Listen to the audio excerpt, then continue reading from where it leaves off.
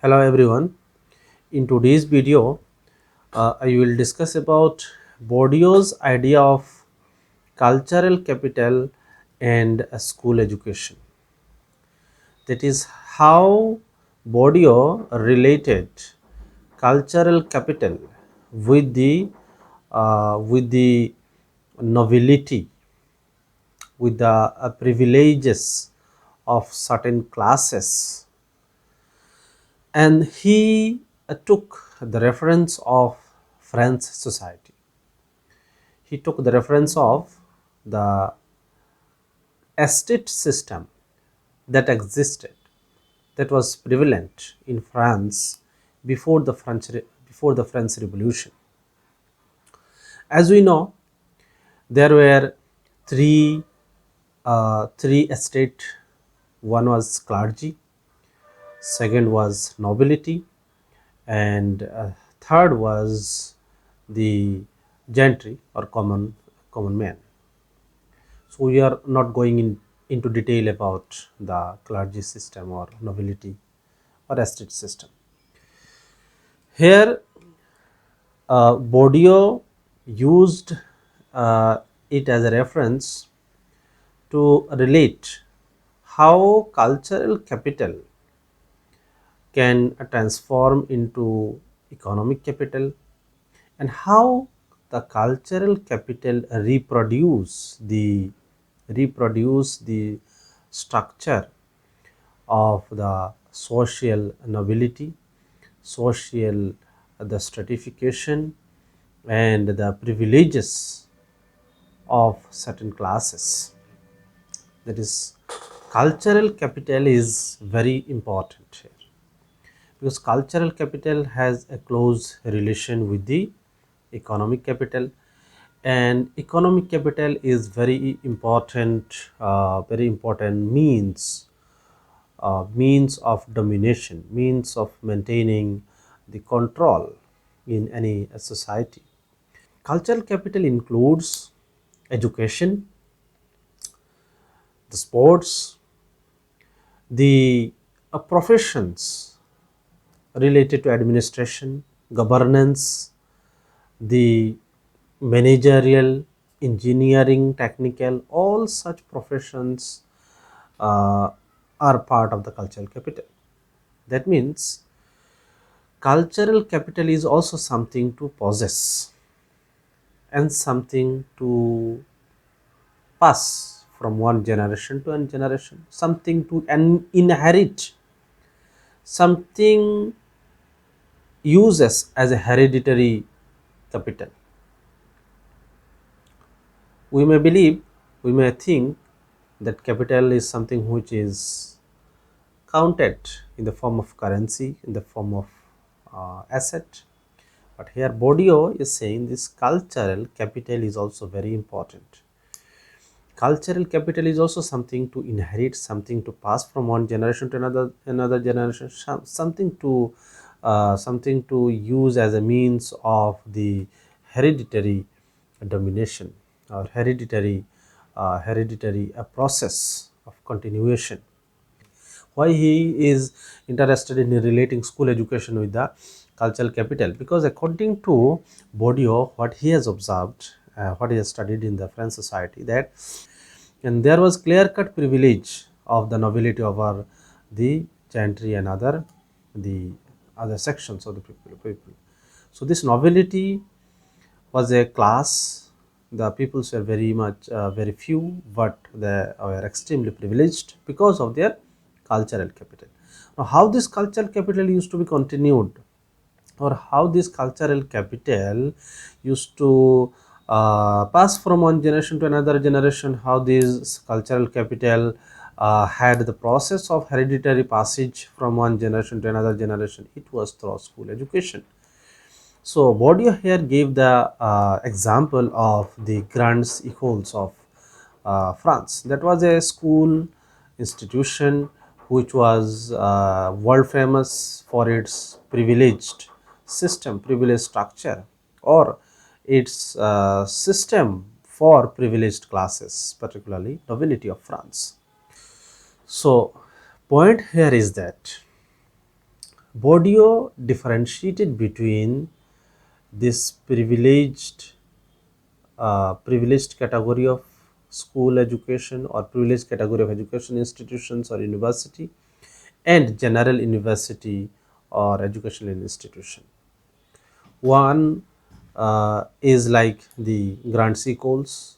There is university, schools or colleges which are mainly for the privileged classes, mainly for the nobility, even in the present society. These schools and education institutions are mainly the boarding schools, colleges or university where the students are controlled through certain strict disciplinary regulations and the surveillance and the pressure of competition so that they can excel and they can maintain a traditional culture of privileged class. On the other hand, another category of schools, colleges, and universities where students are free, where students don't have much restrictions, students don't have much pressure for competitions, they are just free and imparting their education as their wish. There is no such administrative pressure, there is no such strict uh, rules, strict instructions for their the code of conduct, so there is no such disciplines. So this is how these two categories of education institutions exist. Herbodio related this France society with the even today's society, and that is why he used these two concepts. There is cultural capital and school education or school system, which is even relevant today. So these two categories of education institution. So these two categories of education institution produces two categories of the people, and they have the social space. As I already discussed in the previous video, that he has not mentioned about class, rather social space. So the social space exists between these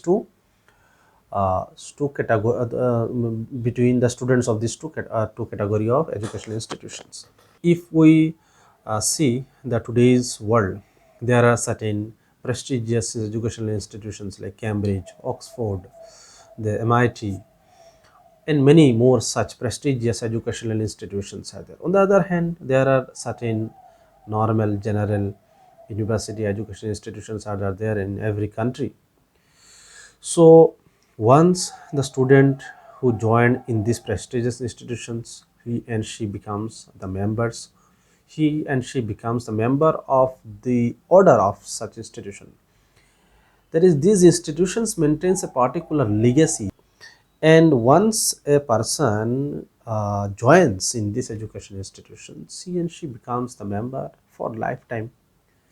And because of his or her association with these institutions, he becomes a member of a particular social category, particular social class, what we consider in the present world as the privileged class. And on the other hand, another category of education institutions which are general, which are very much general, not that reputed as compared to the Oxford, Cambridge and MIT. So where students joins imparts educations, but no one knows their legacy, that from which institution they are. It just become their degree. So this is how these two categories of education institutions develops two different kind of cultural capital. Bourdieu gave the example of the French nobility, where he has analyzed that the members of French noble family had all the privilege rights to impart education from these well decorated developed education institutions, and through imparting education, the cultural capital was inherited by the next generation of the noble family. And this is how there was a social space created between the nobility and the gentry, that is common man, because common man had no chance to enter into these education institutions and schools and colleges.